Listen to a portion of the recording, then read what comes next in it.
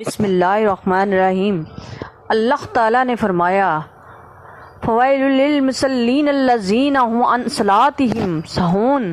اللہ تعالیٰ نے ارشاد فرمایا پس ہلاکت ہے ان نمازیوں کے لیے جو اپنی نمازوں میں سستی کرتے ہیں۔ اس کی چند صورتیں ہیں، کبھی پڑھنا کبھی نہ پڑھنا، پابندی سے نہ پڑھنا، بلا وجہ جماعت کے ساتھ نہ پڑھنا، نماز صحیح طریقے سے ادا نہ کرنا، شوق سے نہ پڑھنا، سمجھ بوجھ کر ادا نہ کرنا، بے پرواہی سے پڑھنا وغیرہ۔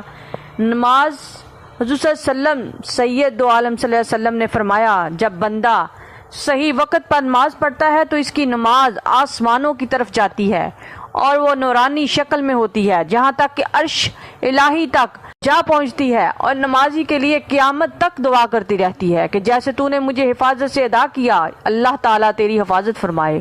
اور جب آدمی بے وقت نماز پڑھتا ہے تو اس کی نماز سیاہ شکل میں اوپر آسمانوں کی طرف چڑھتی ہے، جب وہ آسمان تک پہنچتی ہے تو اسے وہ سیدھا کپڑے کی طرح لپیٹ کر پڑھنے والے کے منہ پر مارا جاتا ہے، نعوذ باللہ۔ ہمیں کوشش کرنی چاہیے کہ نماز نہایت ہی خشوع و خضوع سے ادا کریں جیسا کہ سلف صالحین کا طریقہ ہے۔ ایک دفعہ حضرت امام زین العابدین گھر میں نماز ادا کر رہے تھے کہ اچانک گھر میں آگ لگ گئی۔ آپ نماز میں مشغول رہے، لوگوں نے بہت شور مچایا، اے ابن رسول آگ بھڑک اٹھی، لیکن آپ نے سجدے سے سر نہ اٹھایا۔ جب آگ بجھ گئی تو آپ سے پوچھا گیا کہ آپ آگ سے غافل کیوں رہے؟ آپ نے جواب دیا آخرت کی آگ سے ڈر گیا تھا۔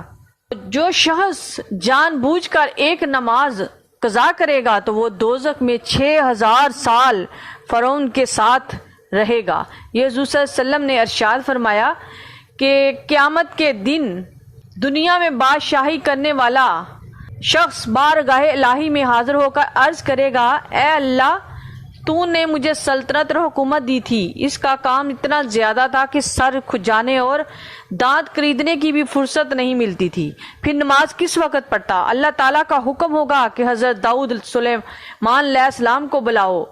جب یہ دونوں دربار میں حاضر ہوں گے تو اللہ تعالیٰ فرمائے گا دیکھ آخر یہ بھی بادشاہ تھے، ان کی سلطنت تجھ سے زیادہ وسیع تھی لیکن انہوں نے کبھی نماز نہ چھوڑی، لہٰذا تو اس میں جھوٹا ہے۔ پھر ایک شخص حاضر ہو کر اپنی بیماری کا عذر کرے گا، پس بیمار کہے گا یا اللہ مجھے بیماری نے تیرے عبادت سے روک رکھا۔ ارشاد ہوگا کہ ایوب علیہ السلام کو بلاؤ۔ حضرت ایوب علیہ السلام حاضر ہوں گے، اللہ تعالیٰ فرمائے گا اے بیمار بتا تو زیادہ بیمار تھا یا ہمارا ایوب کئی سال بیمار رہنے کے باوجود ایک سانس بھی اللہ تعالیٰ کی یاد سے غافل نہیں ہوا۔ اگر بیماری یاد الہی سے روکتی تو ایوب علیہ السلام کو بھی روکتی، مگر تو خود جھوٹا ہے جو بیماری کا بہانہ کرتا ہے۔ یہ نماز نہ پڑھنا تیری غفلت اور سستی کا نتیجہ ہے۔ حکم ہوگا فرشتوں اس کو جہنم میں داخل کر دو۔ پھر ایک بے نماز حاضر ہو کر عرض کرے گا الہی میرے بال بچے بہت تھے، میں ان کی روزی کے سلسلے میں سارا دن کام کرتا رہتا تھا اور نماز نہ پڑھ سکا۔ اللہ تعالیٰ کا فرمان ہوگا ہمارے بندے حضرت یعقوب علیہ السلام کو پیش کرو۔ چنانچہ حضرت یعقوب علیہ السلام دربار الہی میں حاضر ہوں گے تو اللہ تعالیٰ فرمائے گا کہ دیکھ تیری اولاد زیادہ تھی یا ہمارے نبی یعقوب علیہ السلام کی، اور اولاد کے غم میں تو مبتلا رہا یا حضرت یعقوب علیہ السلام یوسف علیہ السلام کے فراق میں کئی سال روتے رہے، ان کی آنکھیں جاتی رہی، کمر جھک گئی، بوڑھے ہو گئے، مگر نماز سے ایک گھڑی بھی غافل نہ ہوئے۔ رب تعالیٰ فرمائے گا فرشتوں یہ جھوٹ بولتا ہے لہذا اسے بھی لے جاؤ اور دوزخ میں داخل کر دو۔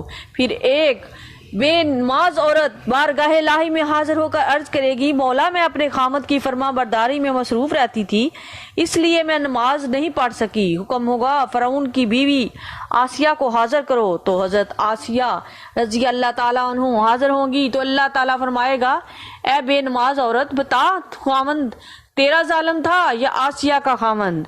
فرعون زیادہ ظالم تھا، دیکھ آسیہ ایسے ظلم و جابر کی عورت تھی اور کیسی باتیں گزار تھی، لہٰذا تیرا خامد والا عذر غلط ہے، تو خود غافل تھی اور غفلت کی وجہ سے تو نے نماز نہ پڑھی۔